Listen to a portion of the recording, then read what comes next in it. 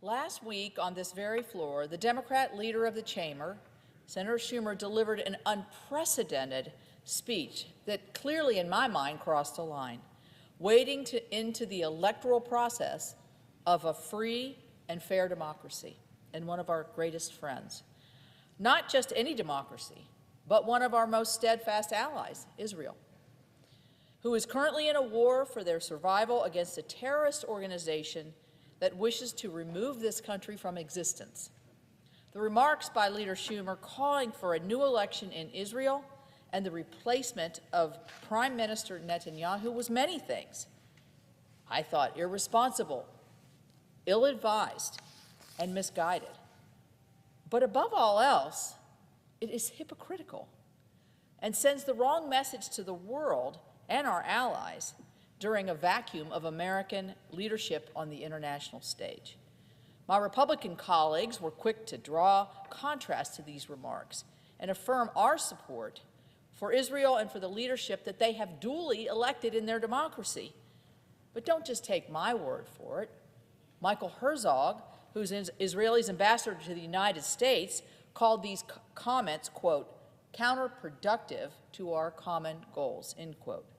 Former Israeli Prime Minister Naftali Bennett noted that he is opposed to any, quote, external political intervention in Israel's internal affairs, end quote. And even political opponents to Prime Minister Netanyahu quickly condemned this rhetoric, saying that any interference in Israel's electoral process is unacceptable. So now, not only are these remarks unacceptable, but they come at a time when we should be displaying our unwavering support of our friend Israel, not calling their leadership into question.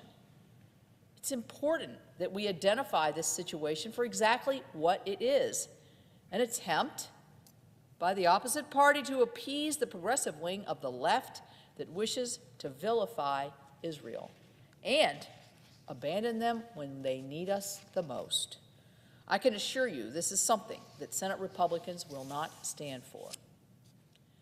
Can you imagine if the roles were reversed here? If the leaders of another country called for new elections in the United States and named our leader an obstacle to peace and claimed that our government was not serving the needs of our people. The calls claiming election interference from this chamber would be deafening. And just like those in the United States, where the American people decide who leads their country, the people of Israel are the only ones who can decide which leader meets their needs. As Prime Minister Netanyahu said himself, we're not a banana republic. They're not. They are a democracy.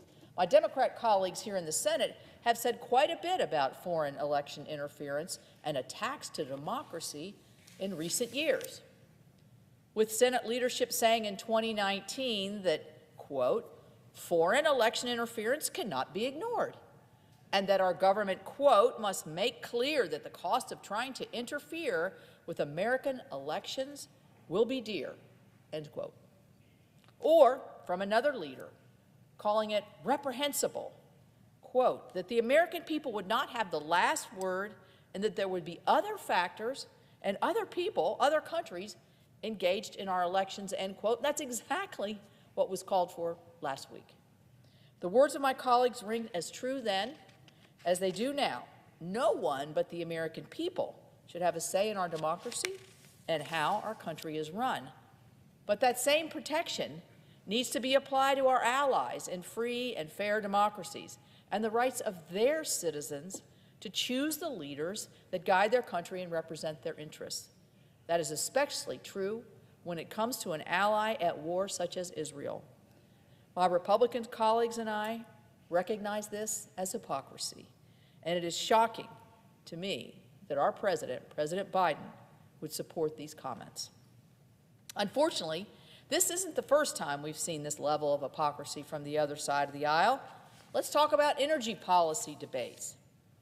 We saw the other party praise the EPA's electric vehicle mandates just yesterday without recognizing that they're the ones who are forcing closures of power plants through policies like Clean Power Plan 2.0, cutting off the very baseload power that these supposed electric vehicles are going to need to operate.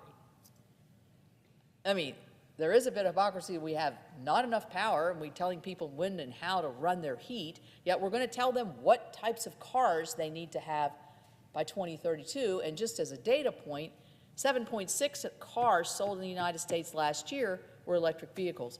The goal is to get almost 70% of those cars by 2032. The state of West Virginia, new vehicles, electric vehicles, 1.1%. They kind of don't do so great on those hills in the middle of the cold. I'm just saying. So, on issues regarding the economy, we've seen the passage of trillions of dollars in reckless spending and increased taxes by the Democrats that lead to high inflation, only for the president to establish a strike force on unfair and illegal pricing to blame others for the impacts of their policies. He's also worried about how many chips are in a bag. We got that at the State of the Union. Or even regarding the foundation of the rules that this body stands on. We've seen Senate Democrats wage war to remove the filibuster in recent years, the same rule they fought tirelessly to protect while they were in the minority, and many of them signed on to the letters. Perhaps one of the greatest hypocrisies we've seen on display was when the president delivered his campaign rally disguised as the State of the Union address a few weeks ago. When he was sworn into office, one of the biggest promises he made was to unite this country. Instead, in that speech, he alienated us, disparaged us, anybody who disagrees with his policies. This continued hypocrisy and these political games is not lost on the American people. They want election officials to stand for their interests and to deliver on what they are going to do. This is a central tenet to effective government and something that guides my work on behalf of West Virginians every single day. I, along with my fellow Senate Republicans, and I see my colleague from Nebraska here, will continue our efforts to lead our country towards a stronger future and to call out these pretenses when we see them. With that, I want to conclude that speech, but I do want to make one further comment. And I would like to take a moment to recognize Gabe White. His family is here on the Capitol today. He is a West Virginian who tragically lost his life a year ago, I believe this week. Gabe is a native of Gilmer County. He was 20 years old when he passed away. It was as a result of a barge accident in Follinsby, West Virginia. At the request of his family, Senator Manchin and I have introduced a resolution to declare March 22nd, the date of Gabe's tragic passing, as National Inland Waterways Worker Safety Day. It is our hope to ensure that similar accidents such as this will never happen again. The resolution is currently moving towards passage in the Senate, and I would encourage my colleagues to support this. And with that, I yield back.